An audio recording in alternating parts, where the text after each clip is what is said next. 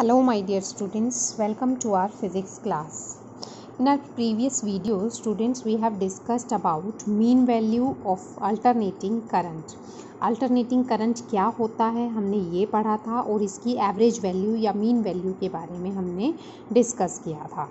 क्या डेफिनेशन दिया था हमने इसका. Similarly the same kind of definition we will do for our next topic which is root mean square current. Root mean square current, or it can be called as virtual value of AC. I virtual or I RMS. Root means square value of AC या virtual value of AC. Students हम इसे बिल्कुल उसी तरह से define करेंगे जैसे हमने एवरेज वैल्यू को डिफ़ाइन किया था. जैसे हमारे पास एक अल्टरनेटिंग सर्किट है, एक हमारे पास डायरेक्ट सर्किट है, तो दोनों को रिलेट कराया था हमने in the form of charge definition. अब हम यहाँ पर चार्ज की बात नहीं कर रहे, हम यहाँ पर हीट प्रोड्यूस्ड की बात कर रहे हैं. हमें पता है स्टूडेंट्स, किसी भी सर्किट में जब करंट फ्लो करता है, करंट के साथ हीटिंग इफेक्ट प्रोड्यूस होता है. Heat produced is directly proportional to I² RT. ये बात हमने जूनियर क्लासेस में भी डिस्कस की हुई है. That H is equal to I² RT, where I is the current passed through the circuit, R is the resistance of the wire of the circuit, and T is time for which that current is passed through the circuit. Okay, तो अब हम heat की form में बात करेंगे कि किसी भी सर्किट के अंदर किसी भी टाइम पीरियड के लिए, किसी भी टाइम के लिए अल्टरनेटिंग करंट ने जितना हीट प्रोड्यूस कराया, उतने ही उसी सर्किट के अंदर उतने ही टाइम में उतना ही हीट प्रोड्यूस करा सके डायरेक्ट करंट. तो डायरेक्ट करंट के उस कंपोनेंट को क्या बोल देंगे? Virtual value of AC. Okay, जैसे हमने वहाँ पर एवरेज वैल्यू के अंदर चार्ज की फॉर्म में बात किया था कि किसी भी सर्किट के अंदर half of the time period of AC के लिए, half time period of AC के लिए अल्टरनेटिंग करंट किसी सर्किट के अंदर जो चार्ज भेजता था, उतने ही सर्किट के अंदर, उसी सर्किट के अंदर उतने ही टाइम पीरियड में उतना ही चार्ज, तो DC का जो कंपोनेंट भेजेगा उस DC कंपोनेंट को हम क्या बोलते थे? एवरेज वैल्यू ऑफ AC बोलते थे. ओके, लेकिन वो सर्किट एप्लीकेबल था, वो डेफिनेशन एप्लीकेबल था only for the half time period of AC. यहाँ मेन ध्यान में रखना है, ये एप्लीकेबल था सिर्फ हाफ टाइम पीरियड के लिए. लेकिन जो वर्चुअल करंट है that is applicable for any of the time, any time. Capital T भी ले सकते हैं, T/2 भी ले सकते हैं, T/4 भी ले सकते हैं. एनी टाइम, जितने टाइम के लिए AC का हमने रोल लिया, उतने ही टाइम के लिए DC के कंपोनेंट का रोल लेना है. Okay, so it's definition is, it is that steady current, that DC current which produces the same amount of heat in a circuit for any given time as it is done by AC for the same circuit for the same time. AC ने किसी circuit के अंदर किसी particular time के लिए जो heat produce कराया, उतना ही हीट ये स्टेडी करंट जो कराएगा, दैट स्टेडी करंट मीन्स एक कंपोनेंट ऑफ स्टेडी करंट, जिसको हम क्या बोल देंगे? वर्चुअल करंट बोल देंगे. ओके, नाउ उसी तरह से हम स्टार्ट करेंगे. फर्स्ट हम AC की टर्म में बात करेंगे. AC किसी सर्किट के अंदर लेकर हीट डराइव करेंगे, तो उतना ही हीट हम डायरेक्ट करंट पे अप्लाई करेंगे. ओके, तो first for AC, for any time, small time dt, the small amount of heat is given by dH is equal to I² R dt. Okay, अब हम AC की term में बात कर रहे हैं और AC में हमें पता है करंट को कैसे, I0 sin omega t. आई को AC के अंदर कैसे रिप्रेजेंट करते हैं, अल्टरनेटिंग एक्सप्रेशन कैसे देते हैं, I is equal to I nought sine omega T, I का स्क्वायर करना है, so square R D T. Okay, so it will become I naught square sin square omega t r dt. This becomes equal to the small amount of heat produced in small interval of time. Now अब हम क्या कर देंगे, इसे integrating करेंगे तो dH का क्या बन जाएगा, total amount of heat, and here integration of I naught square r sin square omega t dt. I naught square r sin square omega t dt. Limits apply करनी है, किस पर्टिकुलर टाइम के लिए हम ये हीट ले रहे हैं, तो किसी भी टाइम के लिए ले रहे हैं तो हम इसे कंप्लीट टाइम पीरियड टी पे अप्लाई कर रहे हैं. ओके, हम इसे कोई भी टाइम पीरियड ले सकते हैं, तो यहाँ पर हमने कैपिटल टी ले लिया.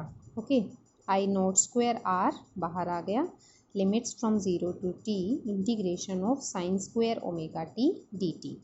ये सब बाहर क्यों आया, because it is independent of this time. I naught is a maximum current constant, R is the resistance of the wire that is also constant. So I not square R as it is. Students, integration के अंदर किसी भी trigonometric के square का हमारे पास कोई formula नहीं होता, तो पहले हम इंटीग्रेशन के अंदर ही इस स्क्वायर को पहले सॉल्व करेंगे किसी और फॉर्मूला से, फिर हम इंटीग्रेशन करेंगे. Okay, so sine square omega T can be written as 1 minus cos 2 omega T by 2.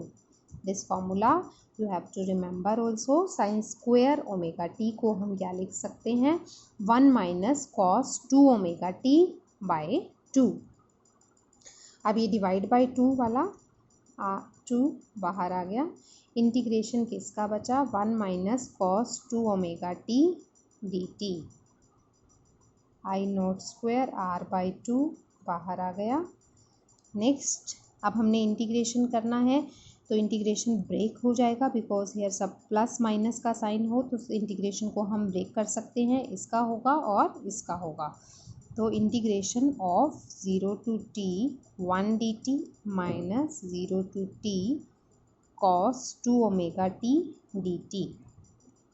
Okay, now I naught square r by 2 as it is, 1 dt का integration t, limits from 0 to t, minus cos का integration sin cos 2 omega t sin 2 omega t, cos 2 omega t का integration sin 2 omega t divided by 2 omega, limits from 0 to t. Okay, now applying the limits, it will become t minus 0 minus 1 by 2 omega हमने बाहर ले लिया, because limit जो है वो सिर्फ time वाले वेरिएबल पर एप्लीकेबल होनी है, तो 1 बाई 2 ओमेगा को बाहर ले लिया. Now sine 2 omega T minus sine 2 omega 0, small T को रिप्लेस किया है टाइम की लिमिट से, पहले upper limit minus lower limit. Now I naught square r by 2 as it is, capital T minus 1 by 2 omega sin 2 omega को replace करेंगे 2 pi by t into T minus sine 0.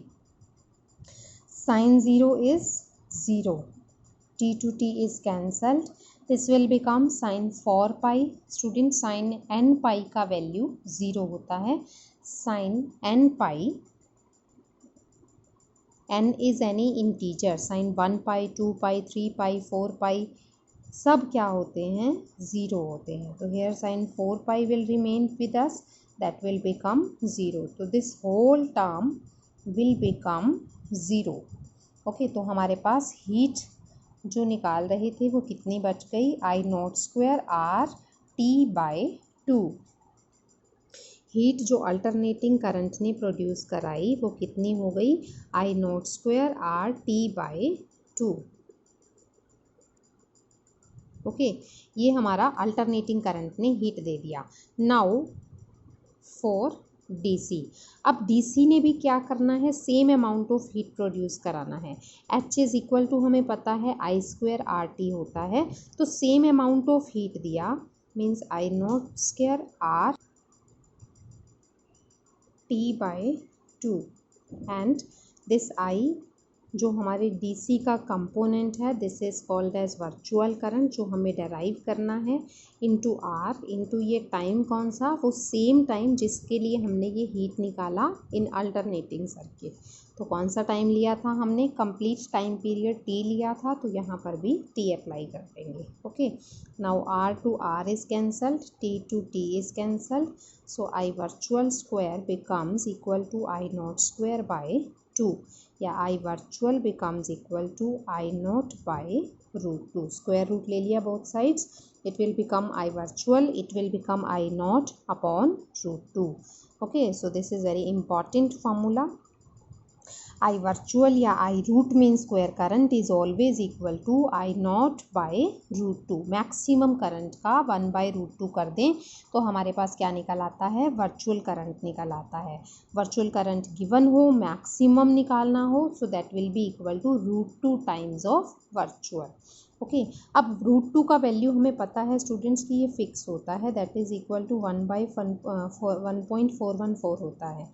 1 upon this value अगर हम solve करते हैं, it will become 0.707 times of I0।